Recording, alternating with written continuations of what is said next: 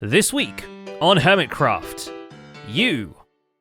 No, seriously, the world download is out. Why haven't you downloaded it yet?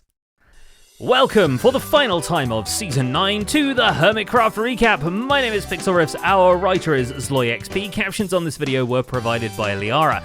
And while we took a holiday break, on Hermitcraft Season 9, the world was ending. We can't even blame the moon for this one. The official announcement that the season was ending came during Rendog's Blue River Raceway Grand Prix event, and yet the Hermits kept uploading, if only to bid the longest ever season of Hermitcraft a fond farewell and remind us that yes, that thing you vaguely remember from 2 years ago was still part of Season 9. There was also just enough time to tidy up a few builds, get in a round of TCG Battle Royale, complete a advancement or two, and leave signs telling all the world downloaders how not to break stuff. Check this out, guys. Lots of hermits hanging out on today. I think everybody's recording their last episodes right now, or at least trying to get some last-minute footage before the server closes down. And for us, there's just time to begin the new year with a look back at everything Season 9 has brought us through the lens of the final few videos the Hermits posted as the season concluded. There may still be a few to come, since video production takes time and they had holidays of their own to take, but here's our retrospective on their retrospectives. We're naturally going to miss some stuff, but hey, that's what the last 93 episodes of this show were for. So with that out of the way, let's take a look back at all the events and mishaps that occurred on the Hermitcraft server this season. Without further ado, let's get into the screenshots from Hermitcraft and other things over the last about 2 years. Starting with Tango Tech as he goes through the memory lane of the season, throwing you for a loop that no, he did other stuff before building Decked Out 2. Let's be honest, it was a risk. I had no idea how good it would turn out or if the Hermits would play it. I love this tunnel and the sound effects. Sure, by now it would be easy to forget that it's him who helped Green and Scar with the Emerald Farm, or the completely bonkers Copper Farm that he assembled with the auto-curing Drowned and their summon mechanic. Copper Farm. I mean, there's better farms out there now, but this one was pretty fun. Do you guys remember this? Yeah, the witches are still here. Oh my gosh. But what's downright astounding to rediscover is that he was also the one to build the common room of this season's Nether Hub, with all the effort and artistic skill that required. And then of course there's Decked Out 2, the game to end all games. As in, it literally did end the season. A roguelike deck-building adventure made entirely within survival Minecraft, but we've praised it enough over the past 9 weeks, haven't we? Heck, Hypnotized is still releasing his dungeon runs. Part 2 of that Phase 9 is out last week. Look at that! Oh, and I should also mention that, of course, there will be a world download for this season, as always, and I'm going to go through a lot of effort to really make sure that Decked Out is in the perfect, ready to be played, because I know a lot of you are desperately waiting to play it. On the flip side, actually face up in attack position, is Vintage Beef, who freely admits the Hermitcraft TCG was really the only thing he did this season, but boy did he do it. The single match of TCG Battle Royale is not even the crowning achievement, especially not for Beef, who gets bullied by False Symmetry and Joe Hills, drowns in a moment of indecision, and after 15 minutes has a reasonably serviceable deck of cards, while the other season challengers like Etho and Cub are able to sweep the competition. No, the crowning achievement is of course the physical release of Hermitcraft TCG, which, like the Season 9 world download, is now bringing joy to fans worldwide, not even counting over 500,000 virtual matches played online. It's bringing slightly more joy to CubFan135, who got an extra booster pack as the prize for winning the Battle Royale event. Use the bow, and that's the game. That's it! the bow knocks out Poultry, man. You know what? It's also safe to say Beef is looking forward to doing something other than making card games, and he's moving forward into Season 10 with a bunch more collaborative ideas in mind. Season 10 plans. I plan to do more things with the Hermits. It's a point of pride for Rendog that, quite aside from hosting the huge event of the Grand Prix on the biggest iceboat racetrack Hermitcraft has ever seen, he's been at the centre of community activity for a while. Despite the dramatics and theatrics, his reign as the king of the server united the entire cast with the purposes of performing deeds in the name of the crown, earning rewards, fixing the inflated diamond economy, and to some, providing a villain they could foil. So it's worth remembering that Ren had his own storyline arriving into Season 9, where Gigacorp took center stage, dispatching him pies, supplies, and rockets from the skies. That involved some very serious, dramatic stuff happening in space. That's fine, I don't have enough time left in the season to do anything anyway, so I tell you what guys, we're gonna figure out how to take this storyline into Season 10. Ren has plans to continue exploring the mysterious corporation's motivations in Season 10. And he deserves to get some answers after he named a successful pie business, a log business, and then an entire island after them. We presume they'll disavow having anything to do with Scabland, but we personally love the irony of the server's former king constructing the intentionally ugliest castle on the server. And we also ended up putting the castle backwards by mistake. More than anything, Ren's video is a retrospective on all the ambitious plans and heartwarming moments he shared with the other hermits. Which is why it's a beautiful juxtaposition with the gang getting together for another round of Pearlescent Moon's Bingo, which can be summarized as a fun collecting minigame with murder. The participants, split into multiple teams of 2, had to run through the room dodging each other and the cleaning lady, all the while rummaging through the trash chests in search for the items on their bingo card. When killed by Pearl, they had to surrender one item of her choice off the board. She said we couldn't bring it outside under pearls. I know where to talk. One more. Out of chest. Did you use one, Joe? I know this one Yeah, too. you said we could use Kill him. anything that was in the chest. Kill him. Not use them. Ban him from the game. Kill him. Which gives you a reasonable idea of what it was like to be Pearl's neighbor. But Impulse SV gives us a deeper perspective, reflecting on his collaborations with the Soup Group, a team that was brought together by having their butts handed to them by a woodland mansion on basically day one. All right, yeah, I carry the soups and I give them to our supervisor, Jem. Oh, Right. gosh.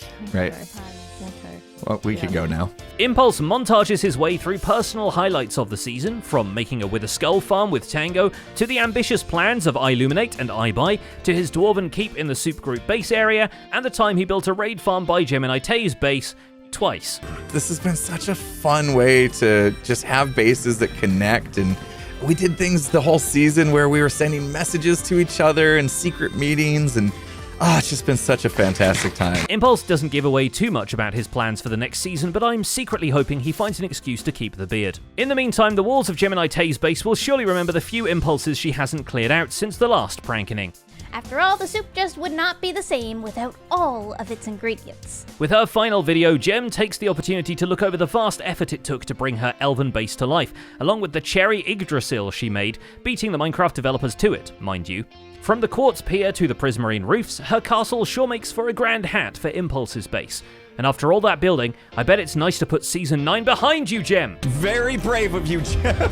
I'm not feeling very brave, Impulse. A lot of progress is being put behind around Scarland, behind the camera, mind you, for now. Let's break the seal on this building and you can see we've got one heck of an interior. As Good Times with Scar states, he's actually not ready to let go of his favourite project of the lifetime, the Scarland theme park. And who can blame him with the way it came out so far? Scar promises to keep working on it on a world download now that one's available. This is such a killer view from the office, and when I was struggling to get this all done, it just kept inspiring me to finish the project, and it was super inspiring, so... But even before that, he's got quite a few extra interiors done between videos, just so we the fans get to explore a more complete version of his vision. In short, there are now many more hot guy posters and calendars within the premises. They don't quite match the scale of Doc M77's posters though, but he might be the only one with walls big enough. Doc admits his full plan for the perimeter could have taken another year to fully complete, but for the sake of the world download, he adds a facade to the elevator so people can visit what he's built. And given the focus he's taken on community art contributions, I'm sure he wouldn't be mad if you build your own murals in some of the blank sections in the world download. One thing's for sure, we don't want to get people stuck in my hole, right? Doc's tour of the Season 9 world reminds us that he began with yet more update suppressor shenanigans, mostly for the sake of a sand shop, but continued to break the game in new and exciting ways, whether it was catching ghasts to prank Grian and mine for netherite, or trapping wardens for a tunnel bore. Oh, wow. This is actually the very first pickaxe we made on the server. There was one more thing Doc certainly overdid hilariously before the season ran out, and that's his part in Zedaf's final spying challenge. Sight! Oh, man! What? That's not...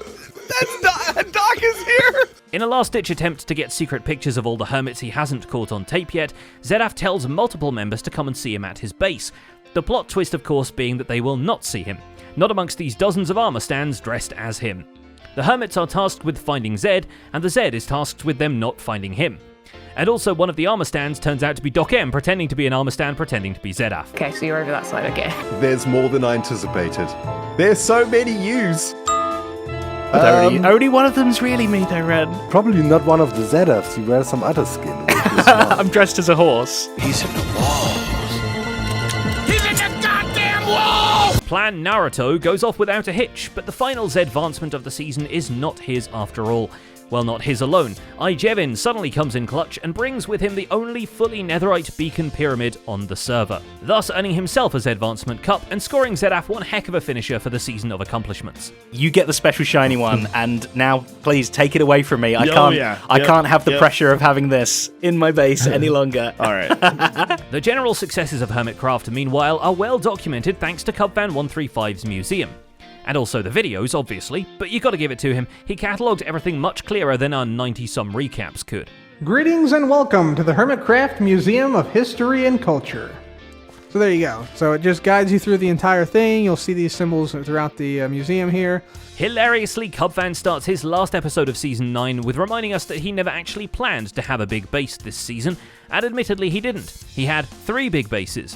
The root basement at Spawn serving as his starter house, the Total Chaos minigame of murder with extra murder, and the Grand Museum of Hermitcraft, no not that one, the other one. My TCG Pyramid, the home of the Pharaoh. This season I think this really helped people enjoy TCG a lot. His dedication to running the project far out of their original scale is admirable, as all 3 kept growing all throughout the season, much to the dismay and demise of the people partaking. But on the upside, the people visiting the World Download can examine the history of the server by simply visiting his museum, as opposed to watching our 12-hour-long movie cut of all the recaps stitched together. What sure didn't fit into the exhibits is False Symmetry's main build of the season, the Mountain Castle she's been chipping away at the entire 2 years. As such, it has grown into a sizable build, big enough to run an Elytra course and a boat race through. I've of course finished the back, yes. I've broken the tradition. Oh my goodness, I forgot about the mini-game district. We're not going to worry about that right now. And also the side. I think the side was the thing that was completely unfinished, so... A similar season-long project is Zombie Cleo's Atlantean Floating Castle. The final look is quite impressive for something that started out as an arrangement of boxes, but also as something Cleo was endlessly pulled away from to do armor stand decorations on other people's projects. If you go to the World Download, which is out now, hello kitty, you can go and wander around. Every part of my base is walkable. I love this. If you can ignore the fact that those are some really solid pillows, the little pillow fight is cute. Despite that, there's plenty of decorations and characters populating the final version of this build, all of which Cleo handily showcases with their full cinematic flyby of the place. It's a very impressive round of Skyblock, needless to say. This has been my last day on the server. It's not the last video, but this is part of my last days on the server. As Mumbo says a brief farewell to Season 9, he gives a little insight into his creative process and his return to feeling a sense of fulfillment creating Minecraft videos. We're looking forward to whatever he brings to Season 10, especially if it's as influential as his slime farm was. I make things I want to make. I don't care about statistics or growing a huge following. I'm just doing my own thing, and you can come along for the ride if you fancy it. And finally, Grian gets the last word. In his hour-and-a-half epic, Grian takes time to visit every base on Hermitcraft and leave a sign with some kind words for everyone. Except Mumbo, who now can't complain about not finishing the back of the base ever again. I genuinely think this might be the first ever series that I've been part of where I have finished the back of my base, and Mumbo hasn't. It's hard to see as anything but personal growth when he also takes a moment to leave a sign for himself, admitting that he's proud of this season's accomplishments. We're proud of you too, Grian, but Grumbot may not be, so maybe don't trust him with delivering you to next season, and there he goes. Take me to Season 10.